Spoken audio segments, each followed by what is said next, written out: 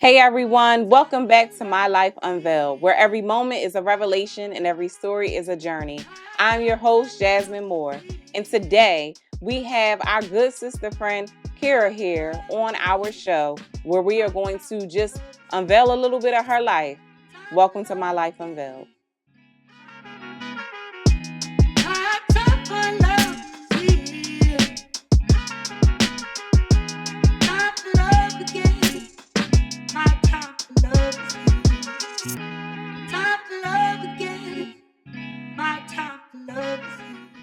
Hey girl. Hey, Jay. Thank you so much No problem. for coming on. Thank you for having me. It's a pleasure. Listen, I had to, because every time I get my nails done with you is a whole show. And I always say, like, this conversation need to be recorded. So. All the time. Every single time. So, many of our listeners may know, many of our viewers may know who you are. Some may not know, but Kara is a serial entrepreneur. Yes, I am. Straight up entrepreneur. Yeah. Like, quit her job to get things Just done. quit Entrepreneur. Just quit with no plan. Yeah.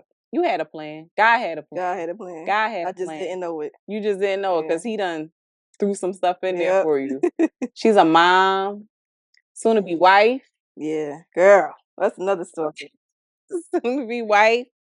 I'm a student in school right now. A student, a daughter. Yes. 14-year-old daughter going to high school. No, you're a daughter. Yeah. Yeah, you're a daughter. Oh, yeah. That's another story. Yeah. And I have a daughter going to high school right now. She's 14. She's 14. Yes. And I'm 28, so add those numbers up.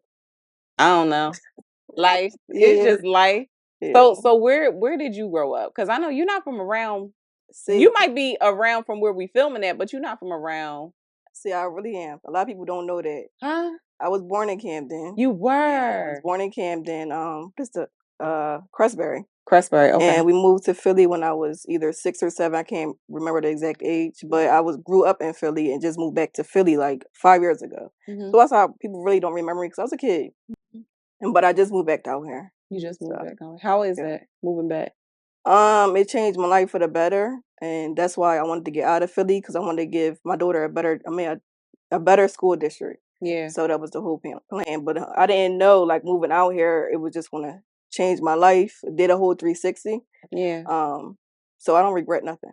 You don't? No. You shouldn't. I don't. Because like you said, you didn't have a plan. You may not have had a plan, but God had a plan for your life. Yes. Because I think from the little bits and pieces that you told me before, God was always orchestrating your life, even when you thought you were.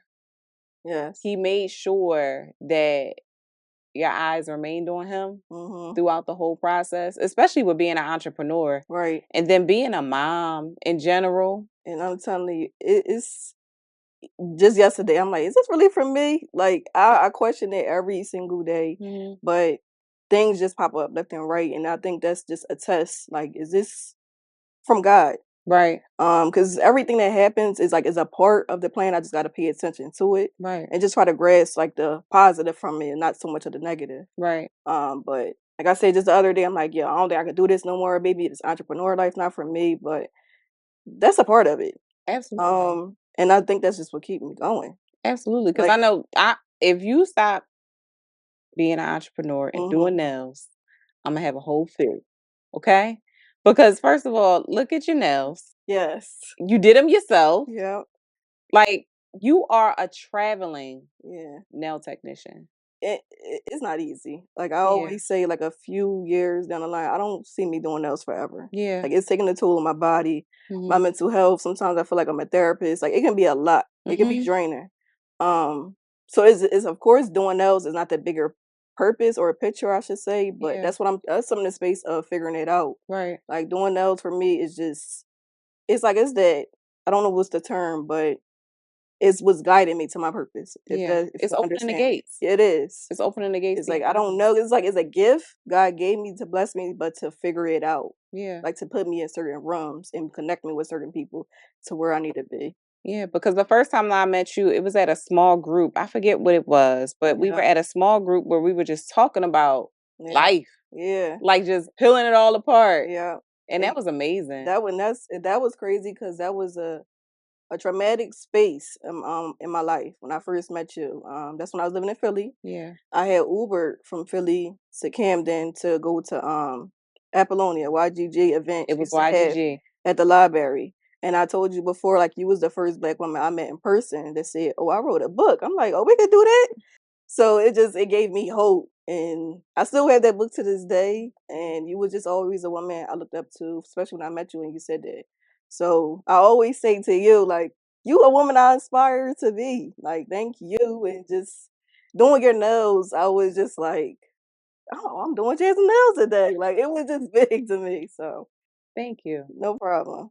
So your baby's 14. Yes. In addition to you being entrepreneur mom, in school mom, like how is that for you with her being 14 right now? Right now, I could say right now is good. Like I don't it's I don't know how to explain it to you, but was just thinking about when I was in high school, her age, Yeah. and the things that I went through. So that's what scares me. Just the things that I was exposed to, especially now with the technology. Yeah.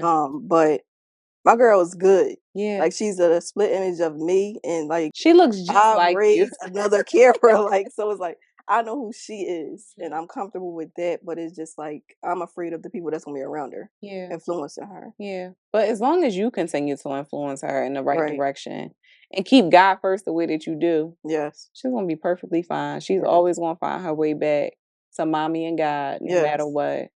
what. Because I know at 14, you had her at 14. And her 14. And So, how was that? honestly, I'm just accepting myself from that situation Mm. for years, even still to this day, because people were like, "How old is your daughter?" They be doing the They math in their head always for no ask, "Well, reason. how old is you?"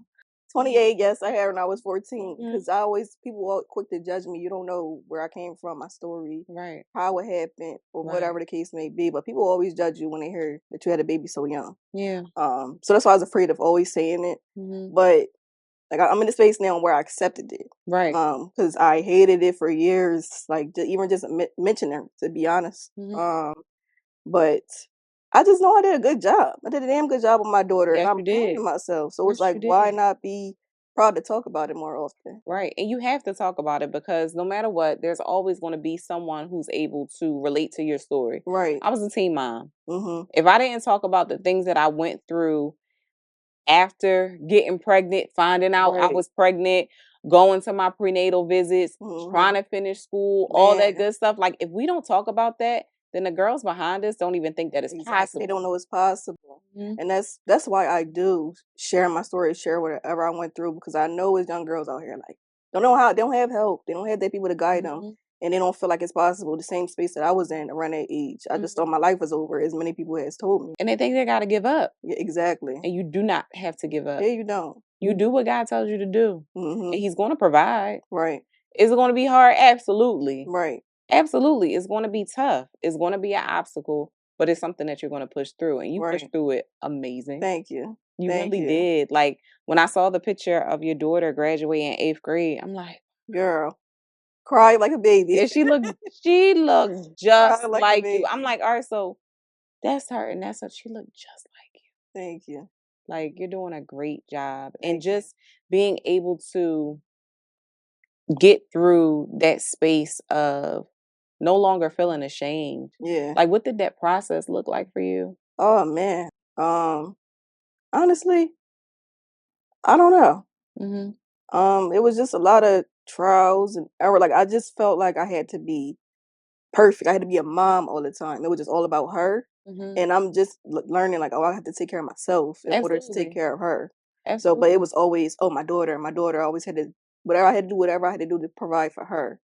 Not saying, I did everything by myself. I was 14, of course not. But at the end of the day, it always fell on me. Yeah, because you still have a lot of healing that you had to do yourself. And I was a baby. So it was like, but instantly, I just turned into a grown woman. Yes. Like, you had to. I did. I didn't have that choice or that space to even think or worry what Kara wanted in life. It was just this little girl. And you didn't have much support? No. Like, of course, we had a roof over our head, but it takes more than that to raise a child. Right. Girl. This is getting way too good. You better share this content. Tune back into My Life Unveiled. Experience the power of women's storytelling on B3 Media TV.